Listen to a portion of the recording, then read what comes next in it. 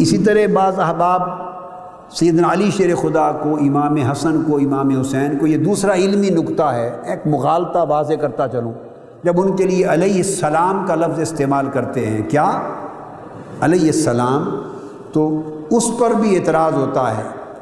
اسی ضمن میں عرض کر رہا تھا کہ وہ بات کہ بعض احباب کو یہ نکتہ بھی سمجھ نہیں آتا کہ اہل بیت اطہار کو، سیدنا علی شیر خدا کو، امام حسن کو، امام حسین کو، ان سب کو علیہ السلام یا علیہم السلام کیوں کہا جائے۔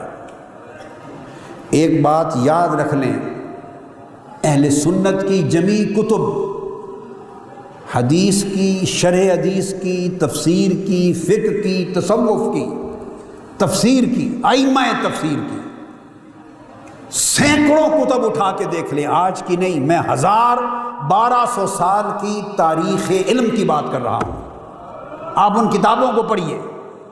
ہمارے ائمہ تفسیر، ائمہ حدیث، ائمہ تصوف و معرفت اور ائمہ فقہ اور ائمہ تاریخ اہل سنت کے سارے جب اہل بیت اطہار کے ائمہ کا ذکر کرتے تو ان کے نام کے ساتھ اکثر اوقات علیہ السلام لکھا کرتے۔ ہم سب کی کتابیں بری پڑی ہیں اس ٹائٹل کے ساتھ۔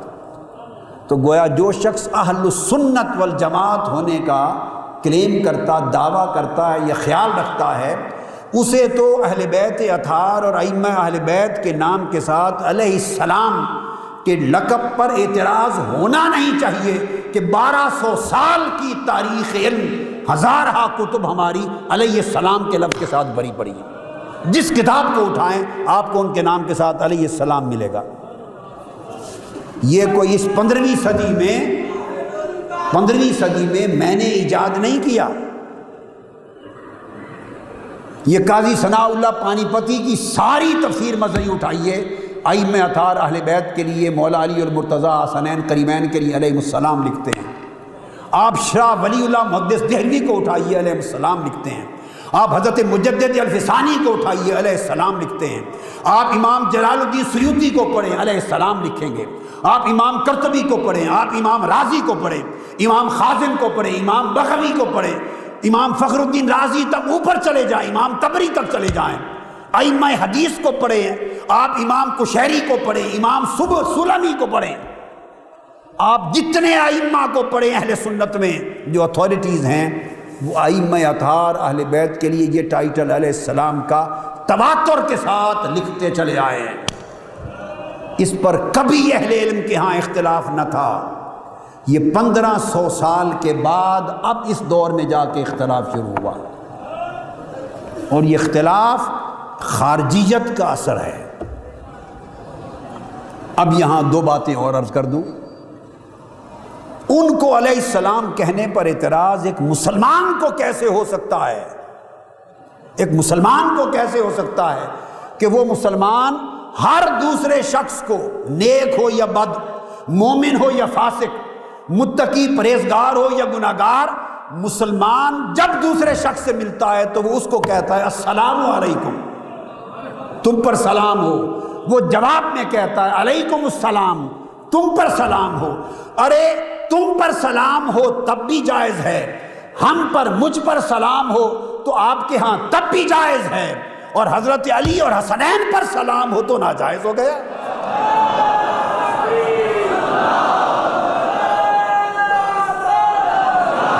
ہم ہر روز السلام علیکم وعلیکم السلام کہتے ہیں، یہ شعار اسلام ہے، اسلام کا شعار ہے۔ اور پھر شریعت کا قاعدہ کلیہ ہے کہ اگر کوئی شخص کسی غائب شخص کا آپ کو سلام کہے، غائب شخص کا کوئی سلام پہنچائے، تو سنیے آپ جواب کیا دیں گے؟ آپ کہیں گے وعلیک وعلیہ السلام۔ اب وہ سیدھا علیہ السلام بھی آ گیا۔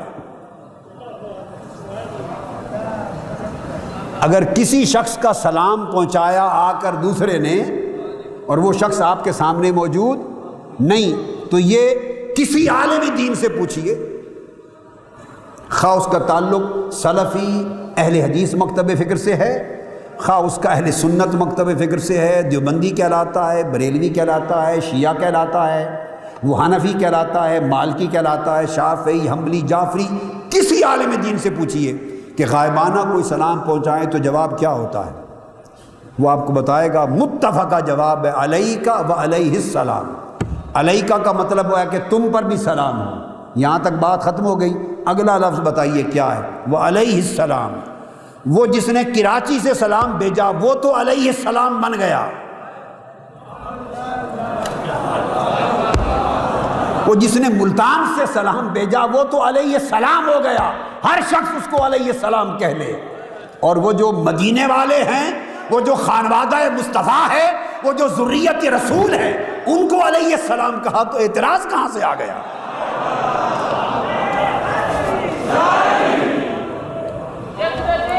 آگے سنیے، پھر ہر شخص نماز پڑھتا ہے، ہر شخص نماز پڑھتا ہے اور تشہد نہیں ہوتا اس وقت تک جب تک آپ حضور پر سلام نہ بھیج لیں۔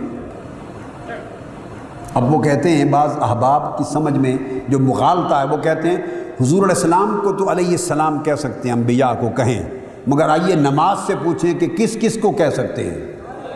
اور ذرا نماز سے پوچھتے ہیں، یہ تو پانچوں وقت پڑھی جانے والی نماز ہے، اس کا تو کوئی انکار نہیں کر سکتا۔ ہم کہتے ہیں تشہد میں السلام علیک ایھا النبی ورحمۃ اللہ وبرکاتہ، سلام ہو آپ پر یا نبی صلی اللہ علیہ وسلم، اور اللہ کی رحمتیں اور برکتیں ہوں۔ جب یہ کہہ چکیں تو آقا علیہ السلام نے تلقین فرمائی جب مجھ پر سلام بھیج چکو تو اس کے بعد کہو کیا؟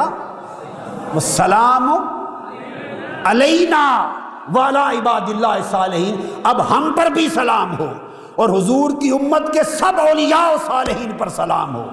ارے ہر نمازی نماز میں اپنے آپ کو تو علیہ السلام بنا رہا ہے، ہر نمازی علیہ السلام بن گیا، نماز میں ہر نمازی علیہ السلام ہو گیا۔ سلام علینا، ہم پر سلام ہو، اپنے اوپر سلام کرنا ہر نمازی کے لیے جائز ہو گیا۔ اور ارے کچھ وہ بھی تھے جن پر نمازیں فخر کرتی تھیں، انہیں علیہ السلام کہا تو کس چیز کا اعتراض بنا اور کہاں سے بنا؟ میں تو اس اعتراض کی اصل آج تک سمجھ نہیں سکا کہ اس کی جڑ کیا ہے، اس کی جڑ کیا ہے۔ حتیٰ کہ دوستو اگر کافر لوگوں سے آپ کی ملاقات ہو، غیر مسلموں سے، کیا اجتماع میں غیر مسلم بیٹھے ہوں اور مسلمان بھی ہوں تو انہیں بھی جب جائیں تو پھر بھی سلام کہنا واجب ہے، مگر کلمات ہوں گے السلام علی من اتبع الہدی، آپ میں سے جس نے ہدایت کی پیروی کی اس پر سلام ہو، تو ہر ہدایت کے پیروی کرنے والے کو بھی علیہ السلام بنا دیا۔ تو ہدایت کی پیروی کرنے والا تو علیہ السلام بن جائے، اور جن کے وجود سراپا ہدایت ہیں اور منبع ہدایت ہیں، جن سے ہدایت کی نہریں چلی، ہدایت کے دریا چلے، اور جن کے قدموں سے ہدایت کے سمندر بہ گئے، اور کائنات انسانی نے جن کی دہلیز سے ہدایت لی، وہ علیہ السلام نہ ہوئے؟